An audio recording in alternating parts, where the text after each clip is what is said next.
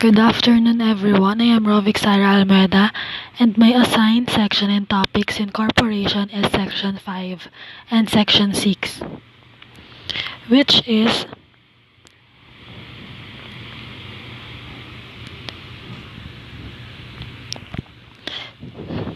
first is the Section 5, Components of Corporation. Corporators and incorporators, stockholders, and members. Corporators are those who compose a corporation, whether as stockholders or shareholders in a stock corporation or as members in a non-stock corporation. Incorporators are those stockholders or members mentioned in the Articles of Incorporation as originally forming and composing the corporation and who are signatories thereof.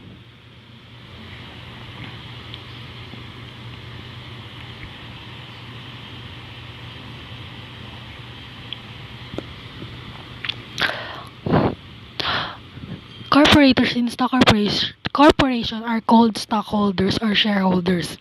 Corporators in a non-stock corporation are called members. Corporators are those who compose a corporation, whether as stockholders or as members. Incorporators are those stockholders or members mentioned in the Articles of Incorporation as originally forming and composing the corporation who are signatories thereof. Incorporators are those stockholders or members mentioned in the Articles of Incorporation as originally forming and composing the corporation and who are signatories thereof. Corporators in a stock corporation are called stockholders or shareholders. Corporators in a non-stock corporation are called members. Next is Section 6, Classification of Shares.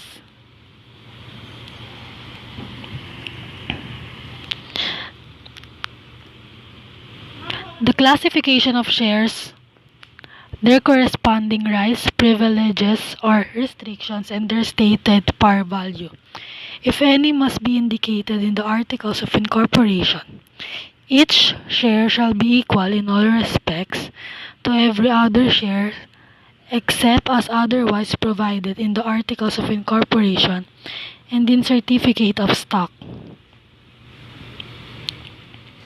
The shares in stock corporation may be divided into classes or series of shares, or both. No share may be deprived of voting rights except those classified and issued as preferred or redeemable shares, unless otherwise provided in this code. Provided that there shall always be a class of or series of shares with complete voting rights. A. Amendment of the Articles of Incorporation. B. Adoption and amendment of bylaws. C. Lease, exchange, mortgage, pledge, or other disposition of all substantially all of the corporate property. And D. Incurring, creating, or increasing bonded indebtedness. E. Increase or decrease of authorized capital stock. F. Merger or consolidation of the corporation with another corporation or other corporations. G.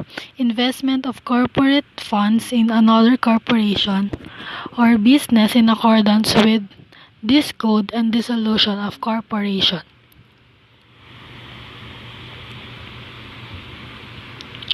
Doctrine of Equality Shares. All stocks issued by the corporation are presumed equal with the same privileges and liabilities, provided that the Articles of Incorporation is silent on such differences.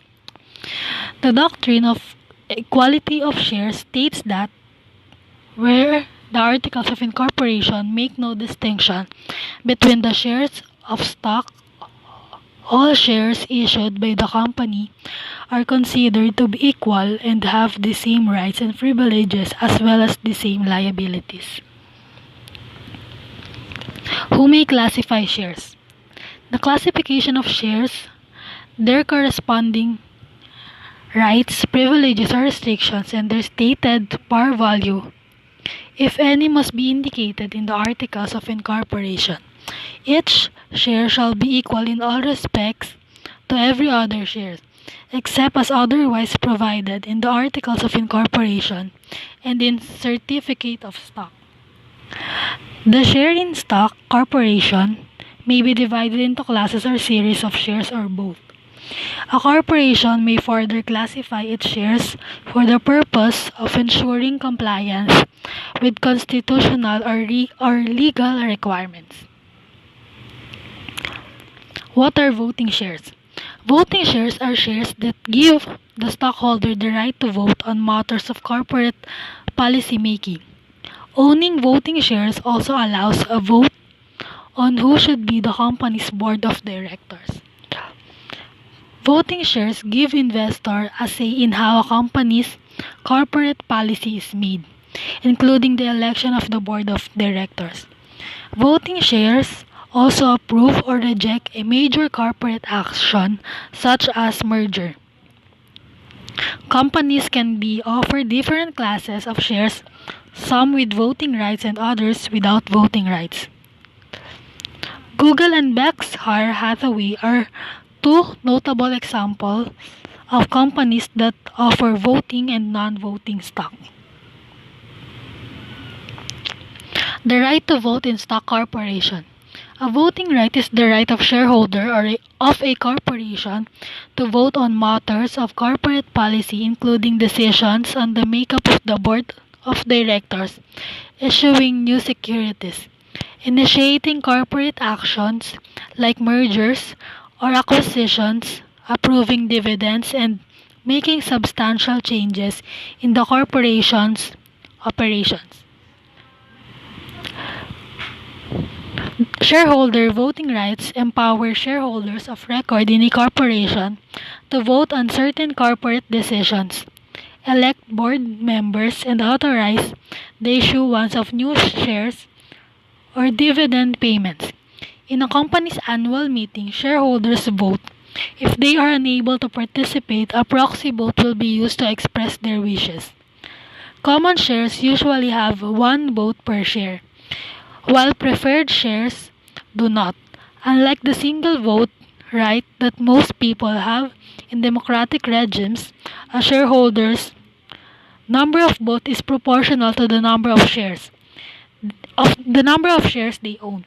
As a result, someone who owns more than 50% of a company's stock has a controlling interest in the company and can vote with the majority of the votes. The right to vote in non-stock corporation.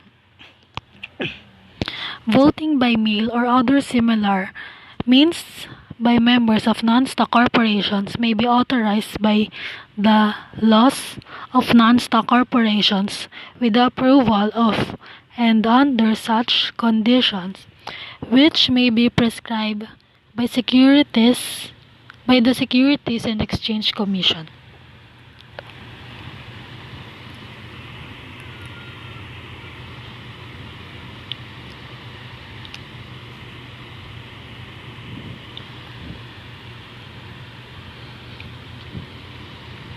What are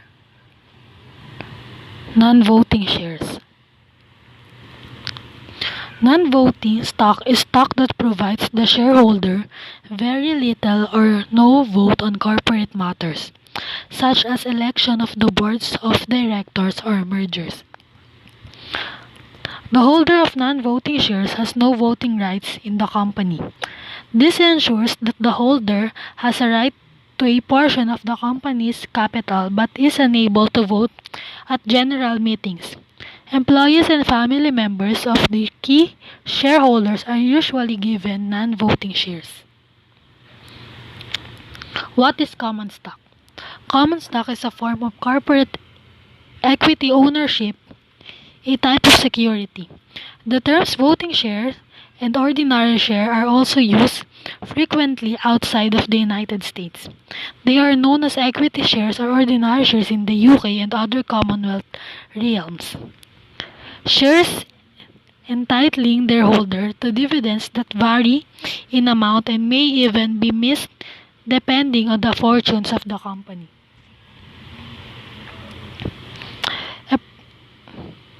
A protection that reflects ownership in a company is known as common stock. Popular stockholders elect the board of directors and have a say in corporate policies. Long term, this form of equity ownership usually yields higher rates of return. Shares of ownership of public companies are known as common stocks. Since they are exchanged on stock exchanges, prices fluctuate constantly. What is preferred stock? Preferred stock is a component of share capital which may have any combination of features not possessed by common stock, including properties of both an equity and a debt instrument, and in generally considered a hybrid instrument.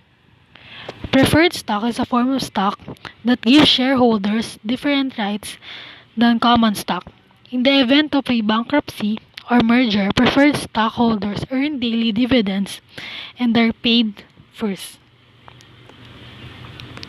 What is redeemable shares? Redeemable preference shares are a type of preference shares. A company issues them to shareholders and later redeems them. This means the company can buy back the shares at a later date. Non-redeemable preference shares do exist, although companies cannot redeem them. Redeemable shares are those that a corporation has decided to redeem or buy back at some point in the future. According to the terms of association or other shareholders agreement, the shareholders would also be able to sell or move the shares. Instances when holders of non-voting shares are allowed to vote. Preferred shares issued by corporation are non-voting. However, under the revised corporation code, non-voting shares are nevertheless entitled to vote on the following instances. 1. Amendment of the Articles of Incorporation of the corporation. 2. Adoption and amendment of bylaws. 3. Sale, lease, exchange, mortgage, pledge, or other disposition of all or substantial all of the property of the corporation. 4. Incurring, creating, or increasing bonded indebtedness. 5. Increase or decrease of capital stock. 6. Merger or consolidation of the corporation with another corporation or corporations. 7. Investment of corporate funds in another corporation or business in accordance with the corporation code. And 8. Dissolution of the corporation. That's all. Thank you.